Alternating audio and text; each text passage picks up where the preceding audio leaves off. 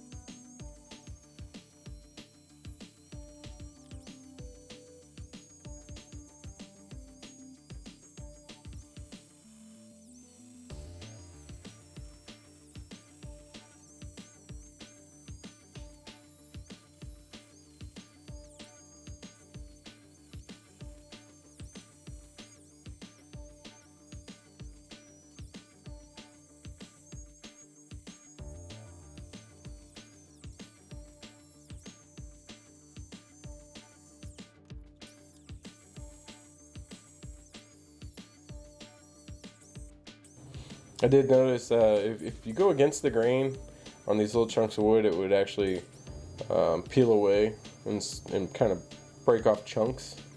And sometimes the saw would dig in and kind of leave me with a bad result. So it's all fun. Pretty good experiment.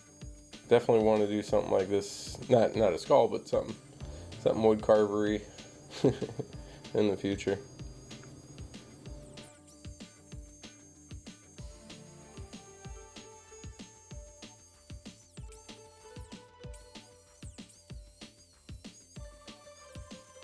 I actually got this saw from a customer that wanted me to make a owl to go outside out of a piece of cedar that she gave me, and with the money she paid me, I actually bought this saw, and it's not bad. You know, it's a little underpowered. It's a plug-in electric. Like I said, the blade's probably a little dull. Probably need either a new one or just, you know, sharpen that one up. There's a couple of spots on this where you can see where I actually dug in with the tip of that saw, and it actually caught and pulled up into the spots where I didn't want it to, and that kind of made me really hesitant. So I started sanding and doing a lot more by hand stuff at some point.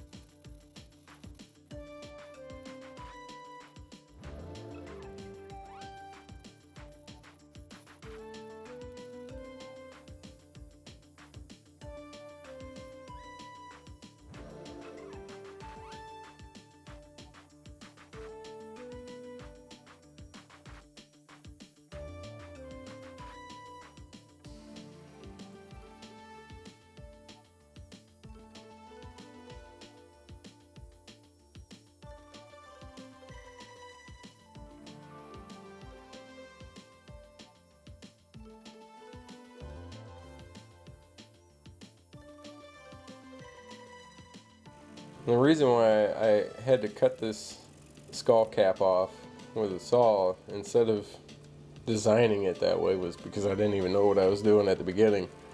So once I realized it was a skull, I was just going to leave it a solid block of wood. But I thought it'd be cool to at least have some kind of a drawer containery kind of thing about it. And in the very end, you'll see that I actually put like cup holders in it and stuff like that. So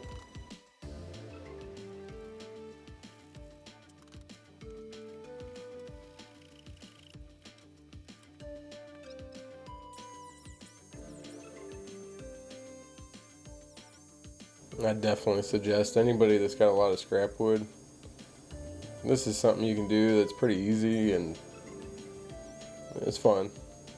Something you can work on every once in a while. Just kind of put it off to the side and make a mess of your shop.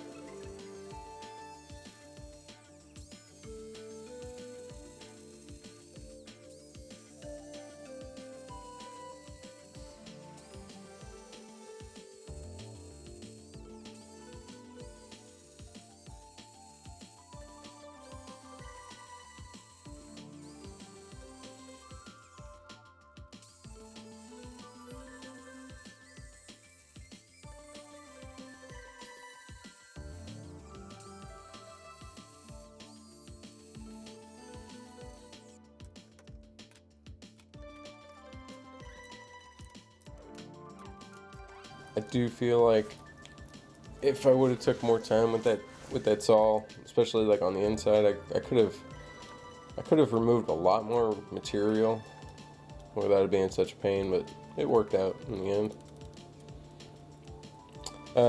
Doing a lot of the detail stuff, I had these little disc sanders that just screw onto this attachment that you can use for drills and stuff like that, and that saved me so much time because it was like a 36 grit or something like that, so it really removed a lot of material without overly removing. And then all the other details, I used a lot of Dremel bits. I didn't show any of those really, just because tons of people use them. It's pretty same kind of thing, and it's very tedious, slow work, just cleaning up lines basically. If you ever want to see somebody that does really detailed, clean, realistic work, though, I think his name's Stinnett Sticks, I think it is, on YouTube. I'll put a link down in the description. He does some amazing snakes and mammals and all kinds of stuff on walking sticks, and you could tell the guy puts a lot of time and a lot of effort into it. I'm sure he makes, if he does sell them, I'm sure he makes good money, but he puts a lot of time into it to make that kind of cash. I didn't show how I filled a lot of the cracks because I was doing a bunch of different types of tests. I did just straight wood glue with a little bit of acrylic paint. I did some with wood glue, sawdust, and acrylic paint. I did some with 5-minute epoxy and paint. I think I did some clear glue, just like Gorilla Glue or something, with some acrylic paint, just to see like what type of material I'm left with, because the acrylic paint will change it a little bit. There's a couple of the spots on there that are a little bit softer, and then of course like the epoxy is a little bit harder, but all of it kind of holds up similar. But it was more just to see what I could get away with in a future project. But I did reds and black mixes of those two colors just to get some different looks to it. At this point, you see me sanding everything with fine grit sandpaper, and I started marking the entire object, the entire skull, with pencil, so I knew where I've actually hit. I think I sanded up to 220.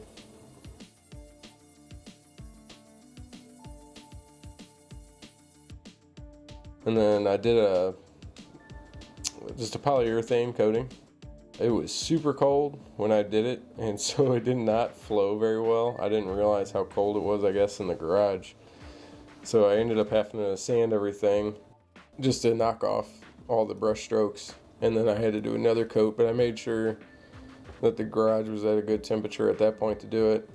And then I ended up hitting it with wax and buffing it and all that good stuff. I think it came out pretty cool. After I was done, I really wish I would have thought more about what I was actually doing, because I would have loved to have seen this thing with like a bunch of just random drawers all over it. I think that would have been super cool. It would have been more complex to do, but it would have been pretty cool.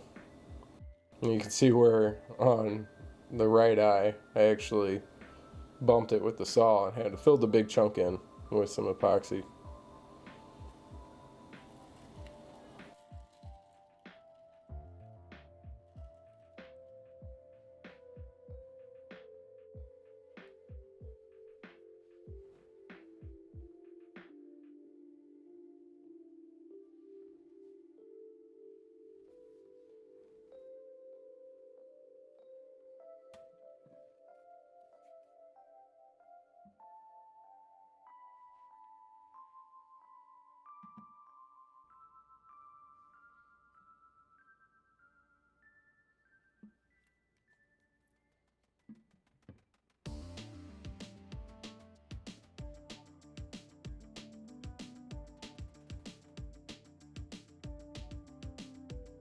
Thank you guys for sticking around and watching.